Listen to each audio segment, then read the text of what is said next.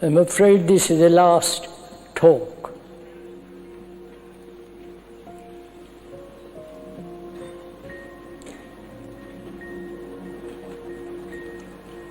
Like two friends sitting in the park on a lovely day, talking about life.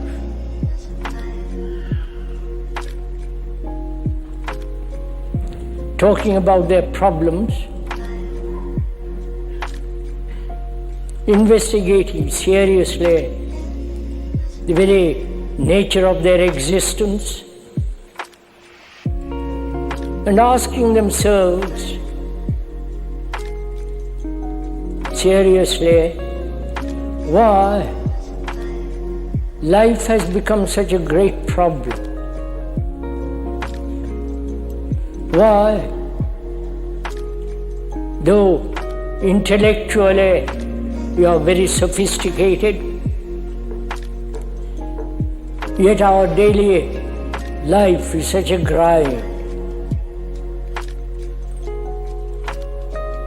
without any meaning,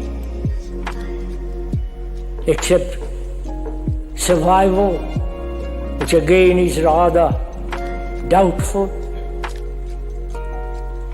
Why life, everyday existence, has become such a torture?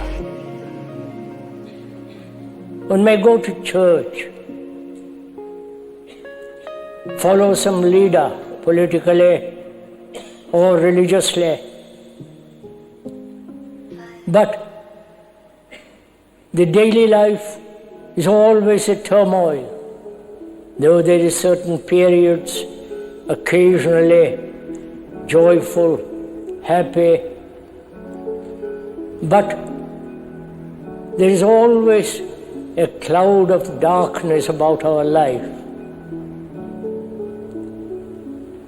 And these two friends talking together, as we are, you and the speaker, we are talking over together in a friendly manner, perhaps with affection, with care, with concern, whether it is at all possible to live a life, our daily life, without a single problem.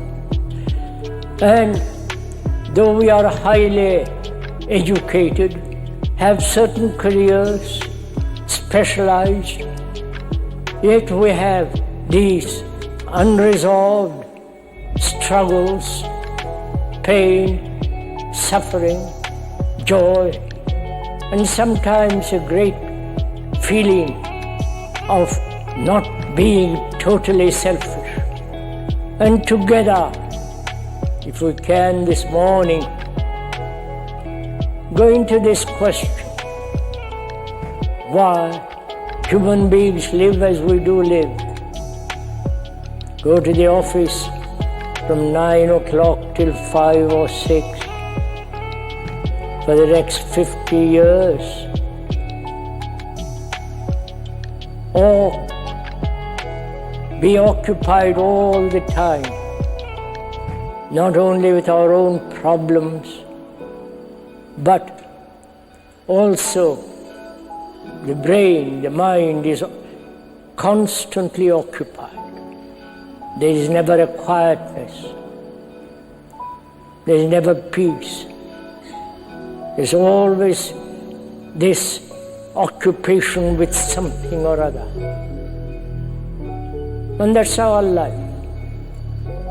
That's our daily, monotonous, rather lonely, insufficient life. And we try to escape from it through religion, through a various form of entertainment. At the end of the day, we are still where we were for the last thousands and thousands of years.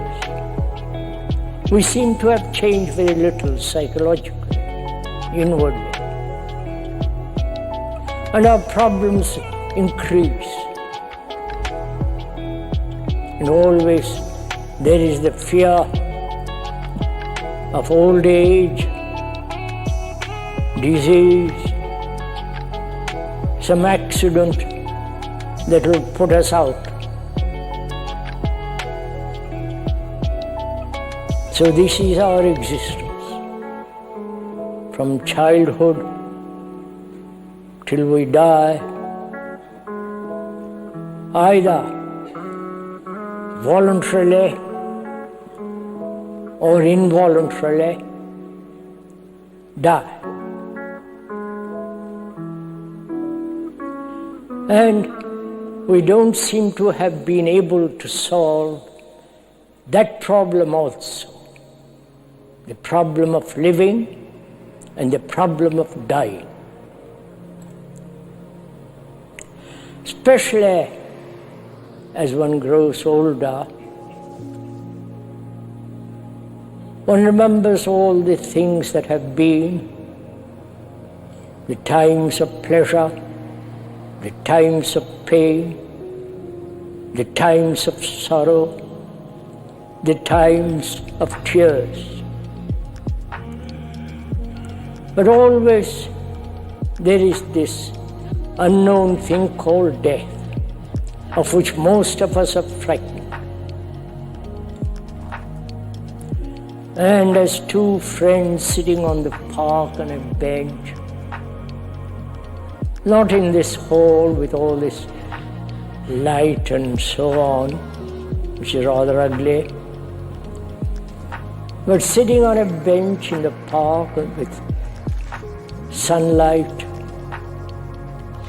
the dappling light, the sun coming through the leaves, the ducks on the canal, and the beauty of the earth, talking over together. And that's what we're going to do. Talking over together as two friends. We've had a long life, a long, serious life,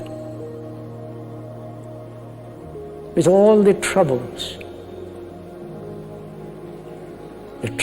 of sex, loneliness, despair, depression, anxiety, uncertainty, a sense of meaninglessness to all this.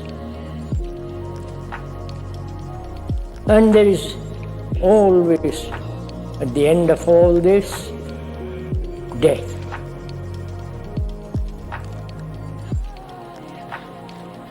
And in talking about it, either we are intellectually approach it, that is, rationalize it, say it is inevitable, don't be frightened, or escape through some form of belief. The hereafter, as the Asiatics believe, reincarnation, or if you are highly intellectual, this is the end of all things. End of all our existence, our experiences, our memories, tender, delightful, plentiful. But also with it goes the great pain and suffering. What does it all mean? This life, which is really, if one examines very closely, rather meaningless. One can intellectually, verbally construct a meaning to life. But the way we live has very little meaning actually. So there is this thing called living and dying. That's all we know. Everything apart from that becomes a theory, a speculation, or a pursuit of a belief in which one finds some kind of security, hope. But those beliefs are also very shallow, rather meaningless, as all beliefs are. Or you have your ideals projected by thought and struggle to achieve those ideals. This is our life.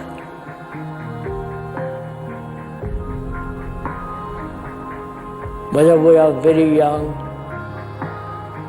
full of vitality, fun, a sense of that one can do almost anything. But even then, with youth, middle age and old age, there is always this question: death. Die. Can we, this morning, talk over together this? Please, as we pointed out yesterday, we are thinking about it together. You're not merely, one may point out, listening to a series of words, to some ideas, but rather together, I mean together, investigate this whole problem of living and dying. And either one does it with one's heart, with one's whole mind, or partially, superficially, and so with very little meaning. So first of all, we should look that our brains never act fully, completely. We only use a very small part of our brain. That part is the structure of thought. That part, being in itself, being a part, therefore incomplete, as thought is incomplete. So the brain functions within a very narrow area, depending on our senses, which again, our senses are partial, never all the senses fully awakened. I do not know if you have not experimented with watching something with all your senses. Watching the sea, the birds, and the moonlight night on the green lawn. If you have not watched partially or with all your senses fully awakened, the two states are entirely different. When you watch something partially, you are establishing more the separative, egotistic attitude and living. But when you watch that moonlight on the water, making a silvery path with all your senses, that is your mind, with your heart, with your nerves, giving all your attention to that observation, then you will see for yourself that there is no center from which you are observing. So can we observe what is living, the actuality, and what does it mean to die? Together. Our life, daily life, is a process of remembrances. Our brain, mind, is entirely memory. Right? Are we together in this? It's a rather difficulty that I'm not sure that we are understanding each other. I don't know how much English you know, and that's not an insulting statement. Whether we understand English completely, what the speaker is saying, or you're partially listening, partially understanding English, and so attention wandering off, and so one looks rather dazed from here. The language that the speaker is using is very ordinary, non-specialized language. It's simple English. So I hope we understand each other.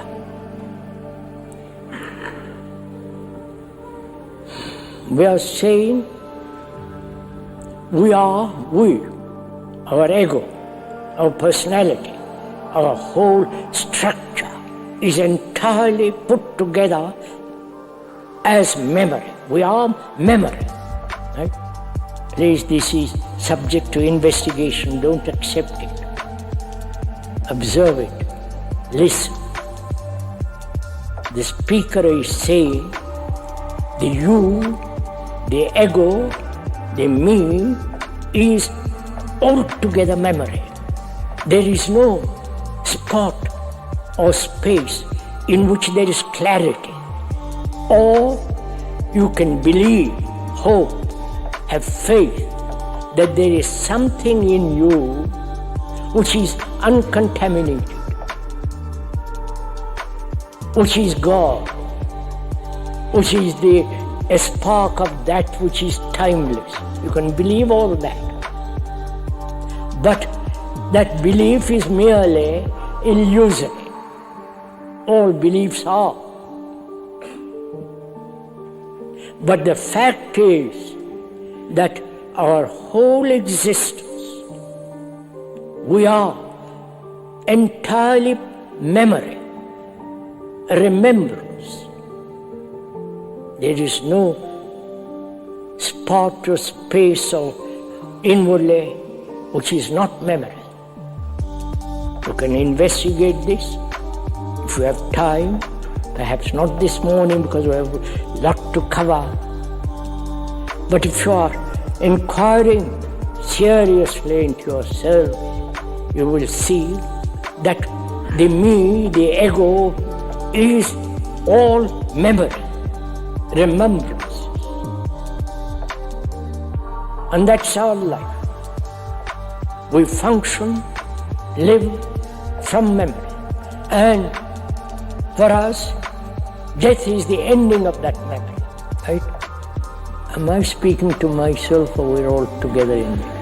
See, the speaker is used to talking in the open, under trees, or in a vast tent, without these glaring lights.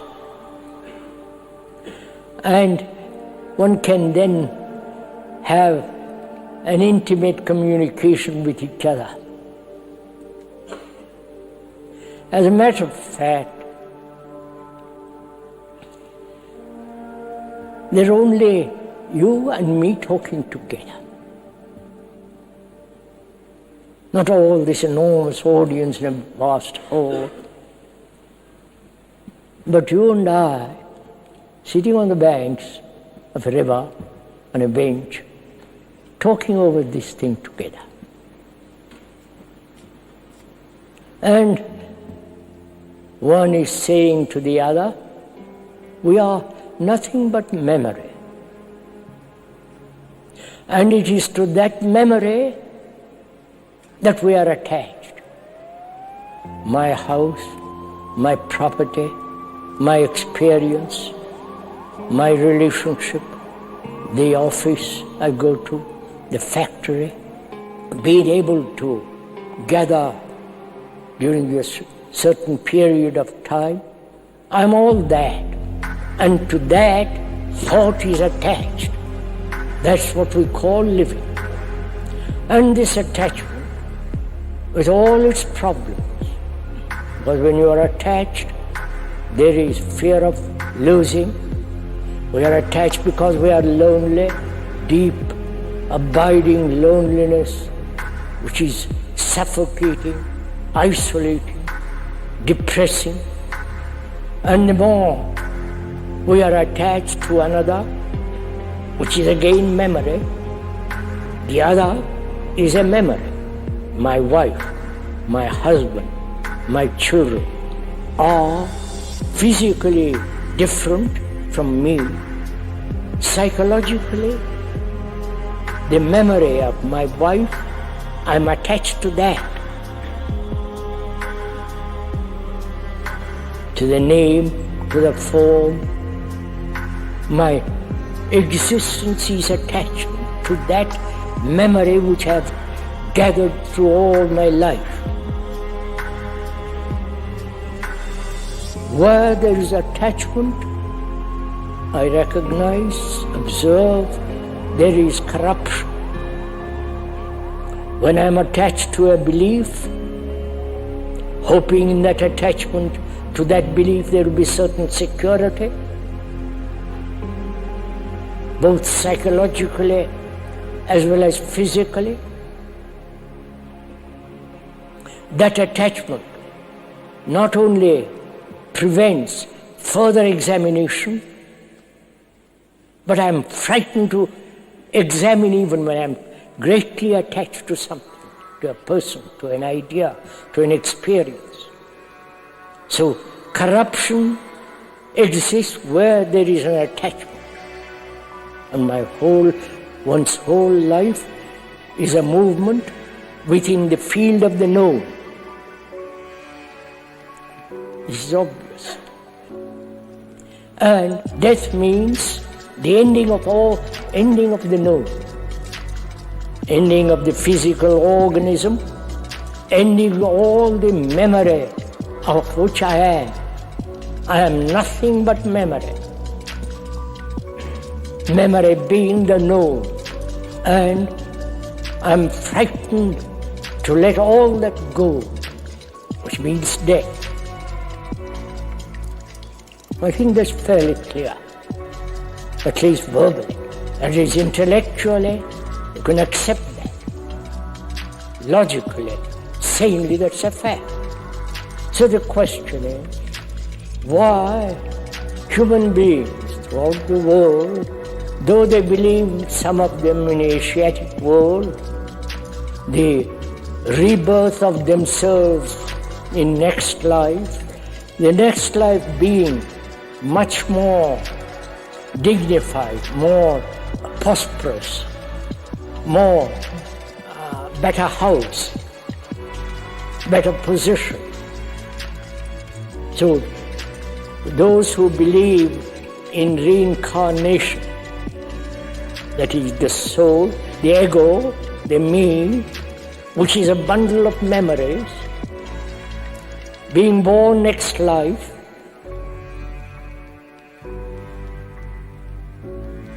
the next life is better life because if I behave rightly now, conduct myself righteously, live a life without violence,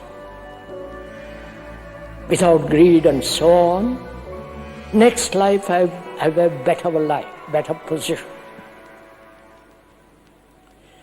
But that is, next life, belief in reincarnation is just a belief, because those who have this strong belief don't live a righteous life today. Right? You're following on? It's just an idea, the next life will be marvelous. The beauty of next life, must correspond to the beauty of the present life.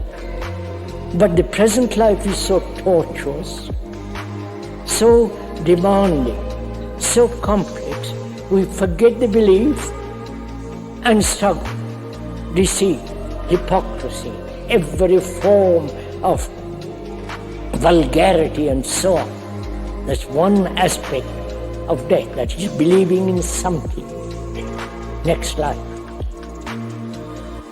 But those who do not accept such theory, though they are trying to compile evidence of reincarnation, which is rather absurd too. You understand all this? Because what is it that is going to reincarnate? What is it that has continuity? You understand me? Are we talking together? What is it that has continuity in life, in our daily life? It is the remembrance of yesterday's experience, pleasures, fears, anxieties. And there is that continuity right through life, unless we break it and move away from that current. Now the question is it possible, while one is living with all the turmoil, with that energy, capacity, to end, say for example, attachment? Because that's what's going to happen when you die. You may be attached to your wife, to your husband, to your property. Not to property, a little bit less dangerous. We are attached to some belief in God. That belief is merely a projection or invention of thought. But we are attached to it because it gives us certain feeling of security, however illusory it is. We are attached to that. Death means the ending of that attachment. Now, while living, can we end voluntarily, easily, without any effort, that form of attachment? Which means dying to something we have known. You follow me? Can we do this? Because that is living and dying together, not separated by 100 years or 50 years waiting for some disease to push us off, but living with all our vitality, energy, intellectual capacity, with a greater feeling to end certain conclusions, certain idiosyncrasies, experiences, attachment, hurt, to end it. That is, while living, also living with death. You understand? Are we meeting each other? So that death is not something far away. Death is not something that is at the end of one's life, through some accident, disease, old age, but rather living to all the things of memory, ending that, which is death. That means death is not separate from living. Also, as we said yesterday, we should consider together sitting on the banks of that river on a bench, water flowing, clear, not muddied, polluted water, seeing all the movement of the waves pursuing each other down the river. We also, as two friends sitting there, talk together about what is religion. Why has religion played such great part in our lives from the ancient of times till today? What does a religious mind is like? What does the word religion actually mean? Because historically, not that one has read a great deal about it, but one has observed how civilizations disappear to be reborn again with a different religion. Religions have brought about new civilizations, new culture. Not the technological world, not the computers, the submarines, the war materials, nor the businessman, nor the economist, but religious people throughout the world have brought about a tremendous change. So, we must inquire together what we mean by that word religion. What is its significance?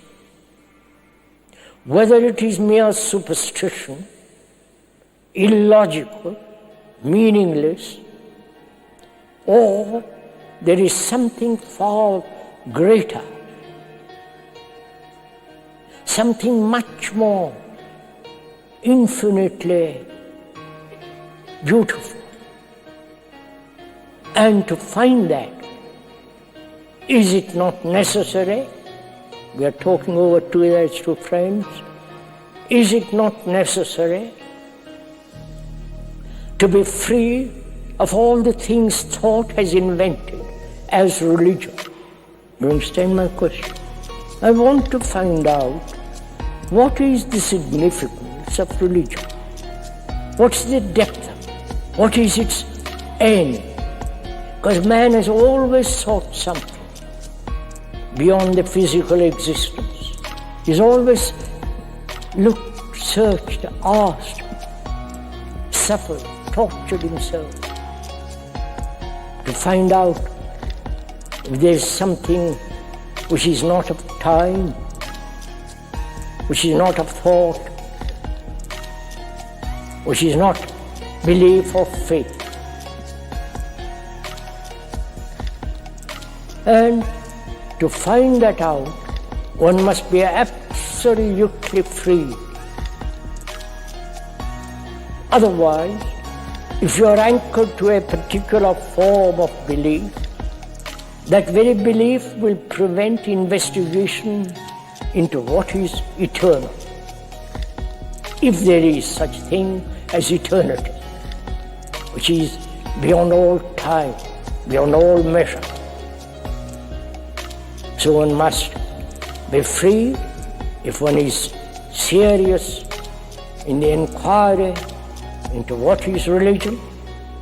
One must be free of all the things that thought has invented, put together, that which is considered religious. That is, all the things that Hinduism has invented with its superstition, with its beliefs, with its images, and the ancient literature, as the Upanishads and so on. One must be completely free of all that. If one is attached to all that, then it's impossible, naturally, to discover that which is original. You understand the problem? That is, if my mind, my brain is conditioned by the Hindu superstition, beliefs, dogmas, idolatry, with all the ancient tradition, my mind then is anchored to that. Therefore it cannot move, it's not free there. One must be free completely from all that being a Hindu. Similarly, one must be free totally from all the inventions of thought as the rituals, dogmas, beliefs, symbols, the saviors and so on of Christianity. Or you go to Ceylon or the Tibetan, North, Buddhism, with all their idolatry, as the idolatry of Christianity, they too have this problem, being attached as security to the things thought has invented. So all religions, whether Christianity, Islam, Hinduism, or Buddhism, they are the movement of thought continued through time, through literature, through symbols, through things made by the hand or by the mind. All that is considered religious in the modern world. To the speaker, that's not religion.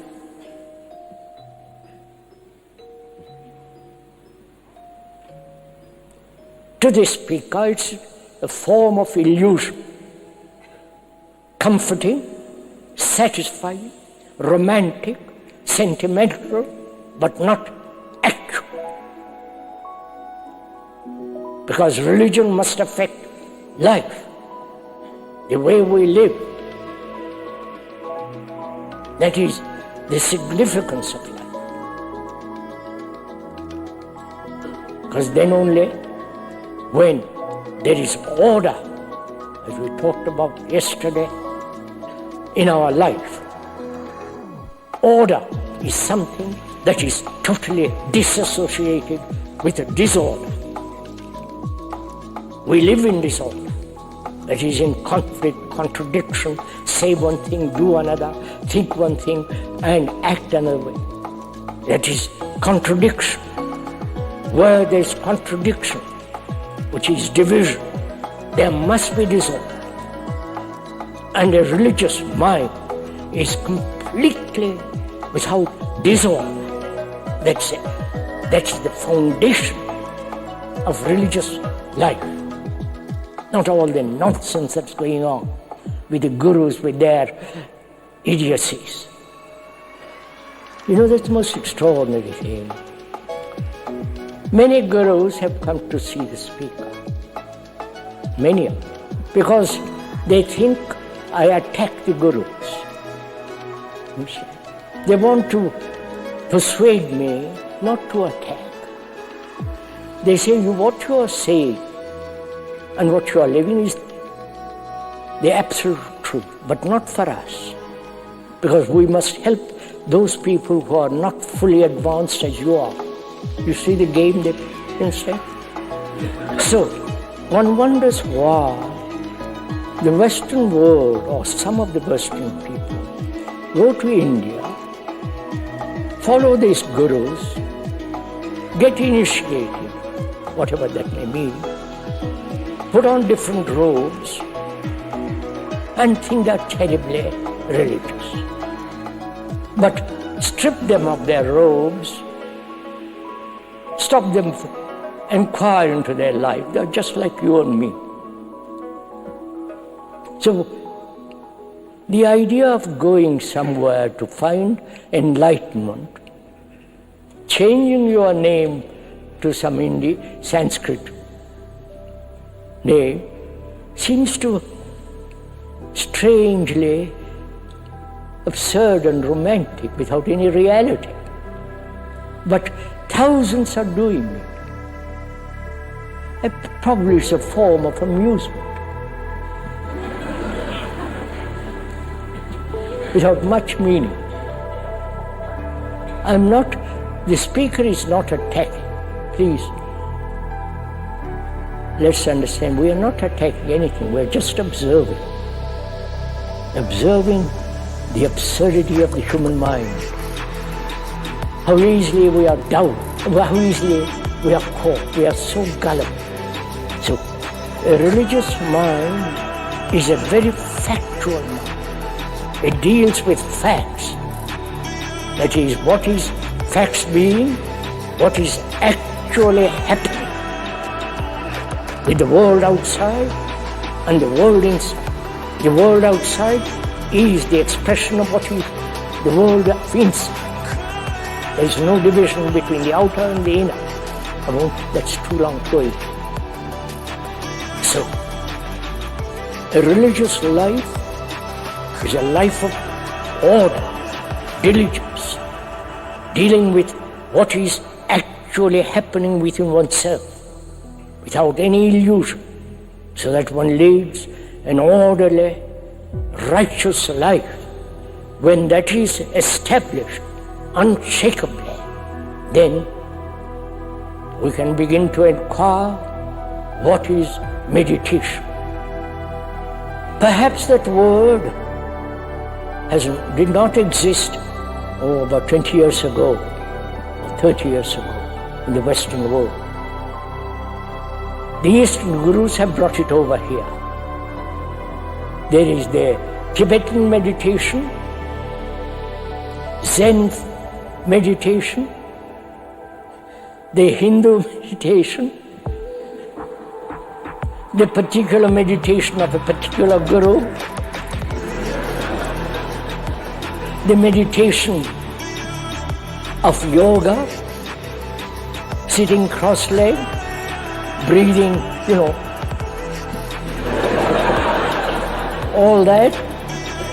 all that is called meditation.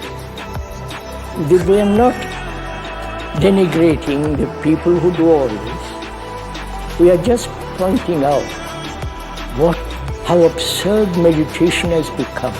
The Christian world believe in contemplation, giving themselves over to the will of God, grace, and so on. They have the same thing in the Asiatic world, only they use different words in Sanskrit. But it is the same thing. Man seeking some kind of everlasting security, happiness, peace, not finding it on earth, hoping it exists somewhere or other. The desperate search for something imperishable. This has been the search of man from time beyond measure. The ancient Egyptians, the ancient Hindus, Buddhists, and so on, and some of the Christians have followed this.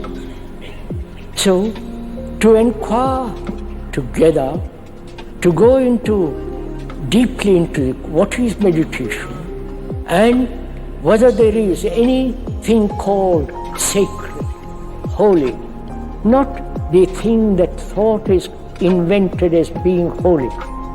That's not holy. What thought creates is not holy, is not sacred, because it's based on knowledge, and knowledge being incomplete. And whatever thought invents, how can that be sacred? But we worship that which thought has invented all over the world. So, together, having established some partially, others completely, totally, order in their life, in their behavior, in which there is no contradiction whatsoever, having established that, and rejected, totally rejected all the various forms of meditation, their systems, their practices, because when you practice, you are repeating over and over and over again. Like a pianist, if he practices, may be practicing the wrong note. You understand? So, it's easy to conform to a pattern, to obey something somebody has said that will help you to reach the higher state of whatever it is. So you practice, you accept systems, because you want to get something other than what is. Now we are saying quite the contrary. There is no system, no practice, but the clarity of perception of a mind that is free, which has no direction, no choice, but free to observe. Most meditations have this problem, which is controlling thought. The one who practices is different from that which he is practicing. I hope you're following all this, if it interests you. So most meditation, whether the Zen, the Hindu, the Buddhist, the Christian, or the latest guru, is to control your thought. Because through control, you centralize, you bring all your energy to a particular point that is constant. Which is, there is a controller different from the control. Which is, the controller is the past, which is still thought, still memory. And that which is controlling is still thought, which is wandering off. So there is conflict. Thought, you are sitting quietly, and thought goes off. You want to concentrate, like a schoolboy looking out of the window, and the teacher says, don't look out of the window, concentrate on your book. And we do the same thing. So one has to learn the fact the controller is the control.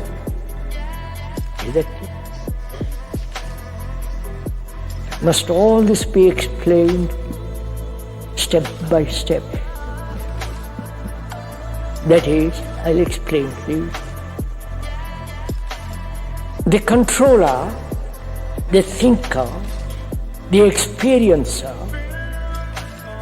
we think is different from the control, from the movement of thought,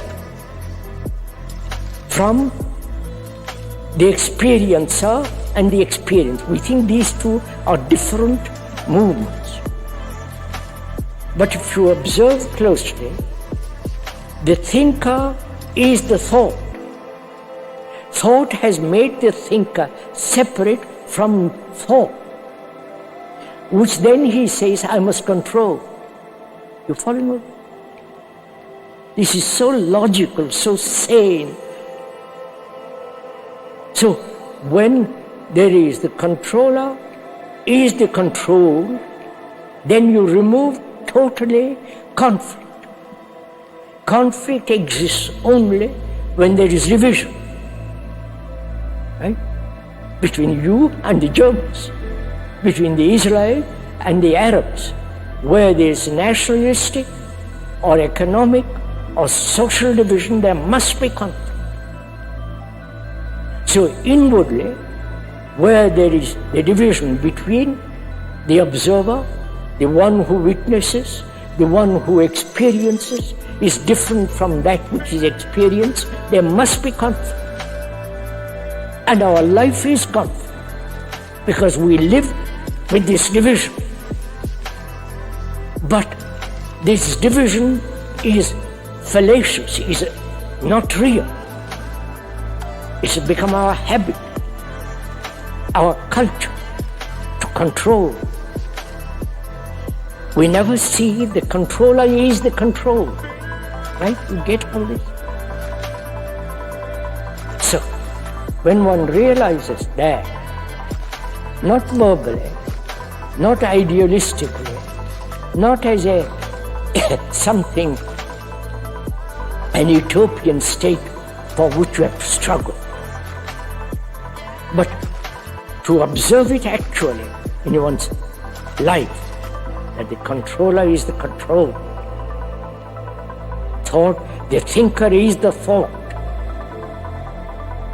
Then whole pattern of our thinking undergoes a radical change, because there is no conflict. And that is absolutely necessary if you are meditating. That meditation demands a mind that is highly compassionate, and therefore highly intelligent. The intelligence which is born out of love, not out of cunning thought. So, meditation means the establishment of order in our daily life, in which there is no contradiction. Then, rejecting totally all the systems, meditations, all that, because the mind must be completely free, without direction. And also, it means a mind that is completely silent. Is that possible? Because we are chattering endlessly. Moment you leave this place, I know you'll stop chattering. So our minds are everlastingly occupied, chattering, thinking, struggling. And so there is no space.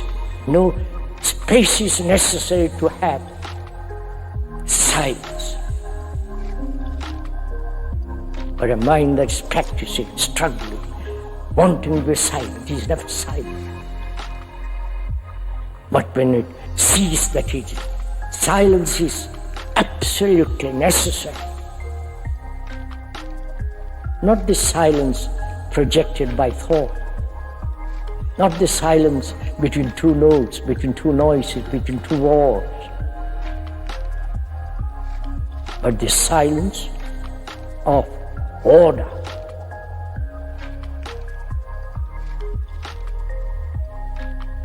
And when there's that absolute silence, not cultivated silence,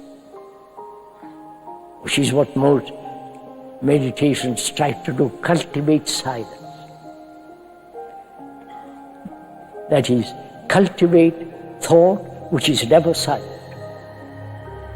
I don't know if you see the absurdity of it. So when there is that silence, then one discovers, no, sorry, not one doesn't discover. In that silence, truth, which has no path to it, exists. Truth then is timeless, sacred, incorruptible. That is meditation. That is a religious mind.